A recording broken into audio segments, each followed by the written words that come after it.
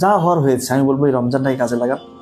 আপনার ভুল ভ্রান্তির জন্য আল্লাহর কাছে ক্ষমা চান, আশ্রয় চান, তাহাজ্জুদে উঠেন, সেহরির 1 ঘন্টা আগে উঠে আল্লাহর কাছে কান্নাকাটি করেন যে অতীতের গুণাগুলোর জন্য আল্লাহ তাআলা ক্ষমা করে দেয়, মাফ করে দেয়।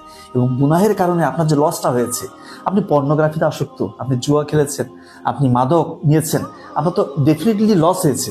তো এই লসটা যেন আল্লাহ তাআলা কাভার করে দেয়, আল্লাহ তাআলার কাছে চান। আপনি ভাই চেয়ে দেখেন, আল্লাহ শুধু এই লসগুলো, ক্ষতিগুলো শুধু পূরণ করবে তা না, ইনশাআল্লাহ আপনাকে বহু গুণে রহমত বরকতে বাড়িয়ে দিবে। এই বিশ্বাসটা রাখেন ভাই। আল্লাহর কাছে যদি কেউ মন থেকে কিছু চায়, মন থেকে চান ভাই, একটা বার চেয়ে দেখেন ভাই, বিশ্বাস করেন আল্লাহ তাআলা আপনাকে এত বেশি রহমত বরকত দিবে ভাই। আপনি বলবেন আল্লাহ আমাকে এত রহমত বরকত দিচ্ছে, কোথায় থেকে এই রহমত বরকত আসতেছে? তাই দয়া করে এই শয়তানের ফাঁদ থেকে বেরিয়ে আসেন। এটা আমাদেরকে একটা আল্লাহ তাআলা সুযোগ দিয়েছে।